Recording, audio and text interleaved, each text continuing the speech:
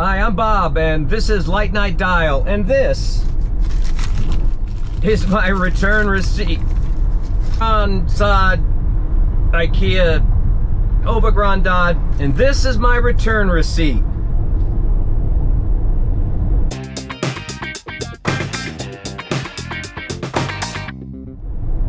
So I thought I would come at you in my car today, since I do my best hi-fi thinking while I'm driving. I wanted to talk a little bit about and comment a little more on my experience with the Ikea turntable, my review, the unboxing.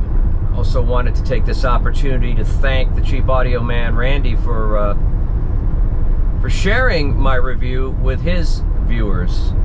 It's not something I asked him to do. I was delighted when he did share it, and that's just the kind of guy he is. He's a prince among men, and he's a leader in this space.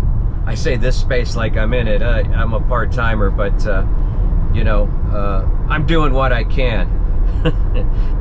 So, a couple thoughts I had. First of all, I stand by everything I said in that review, and I did return. Just on my way back from Ikea, I did return the two turntables. It's just too plastic to me, too lightweight, no paths to upgrade. The platter was also plastic and wobbly, and no matter how hard I tried with acrylic platters, record weights, in fact the record weight actually kind of altered the speed a little bit, I couldn't make that work. Now listen, I have turntables. That was never going to be any kind of primary turntable for me. I have a nice, you know, what I would consider a reference turntable, at least for me, and a second nice turntable in my office. This was simply to review something that was new on the day that it was released, and so I rushed out a video and, you know, rushed out some opinions. But I do stand by all those opinions. There is a good deal of motor noise. The audio-technica cartridge, though, it sounded pretty good. Jumped the rails a couple times, and I attribute that probably to the wobble of the turntable platter. So all that stuff and more, you know, was true, and I decided to take both turntables back. You know, if it had been a little nicer, or I'd been a little more curious about the product, I would have kept one of them as a historic artifact. But I returned the two tables. I thought, well, you know what, I'll walk through the store again and go to where it was displayed, see what's up, and see how they were moving.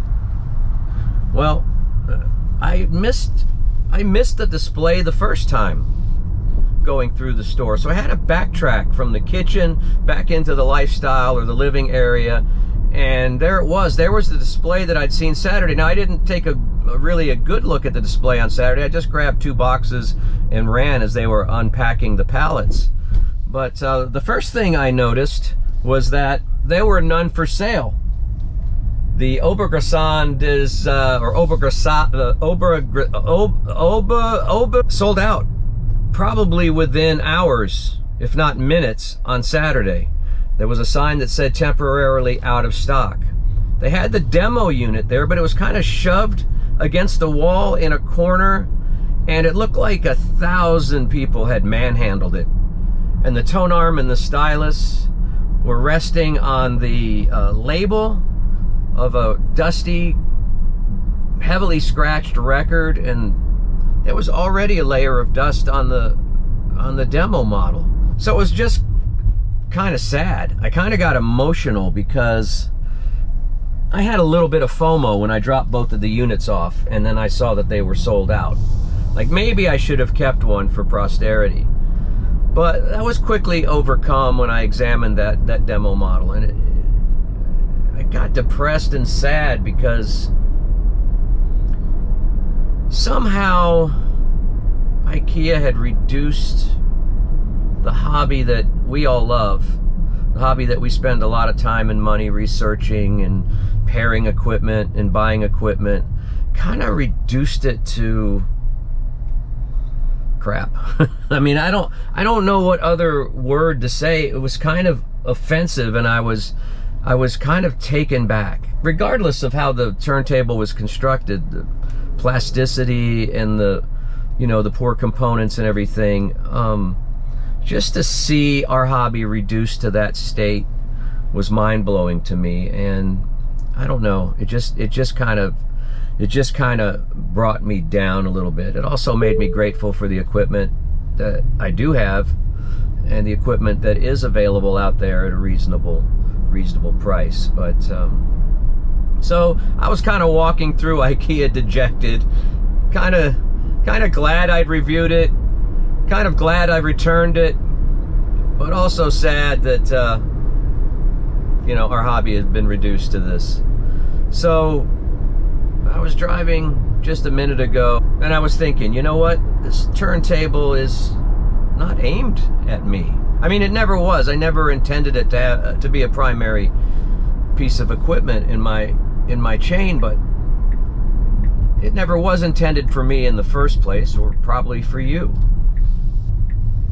I thought from the pictures and from the price tag that maybe it was gonna have some secret sauce or magic sauce, because hey, we all as Americans like underpriced stuff that overperforms. So I had hopes that maybe it was something that would be fun to play around with, but it just wasn't. And I started thinking, you know, I got to take this for what it's worth. This is aimed at children, I guess, or parents who give gifts to children. I can imagine on Christmas Day this year, there'll be a 10-year-old boy or girl that will unwrap this, along with a handful of dollar bin records, you know, probably classic rock that their parents like, and they'll probably be super happy, and they'll make a lot of noise, and that's a good thing. That is the gateway, that is the portal to our hobby. And you know, I think all of us agree the more the merrier in our hobby. And so, you know what, if that gets kids in the game, I'm good with it. What I'm not good with are, I guess, parents that don't maybe do the research, because for the price of a few more Happy Meals, you can actually get close to a good turntable.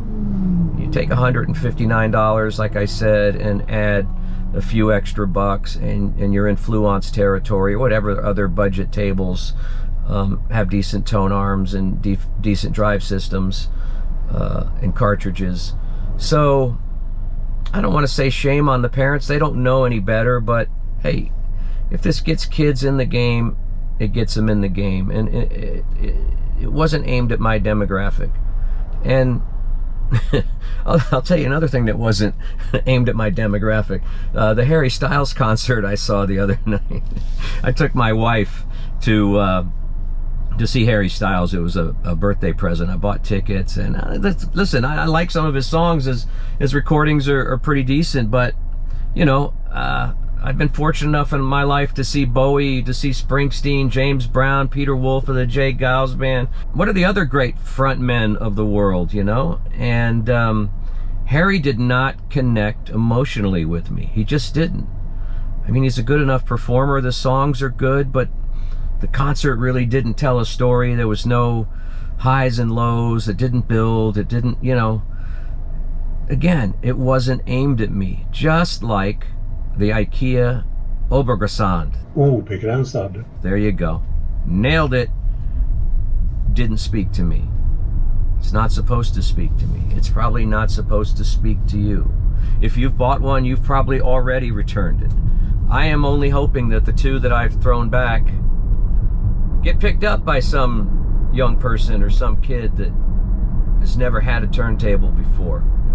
And again, we'll get them interested in this hobby that we love so much. All right, so that's my take.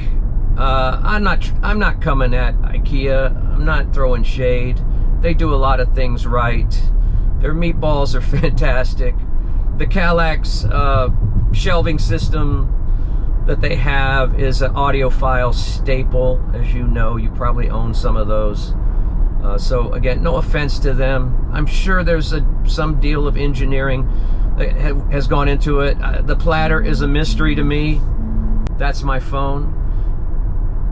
But it is what it is, and I had fun doing the review. Thanks again to Randy for sharing. All I can say is Andrew, Mike, Kevin, Steve, Darko. If you guys would follow suit, that would be awesome. I'd love to be in your space. But thanks for watching, everybody, and we'll see you the next time on Light Night Dial.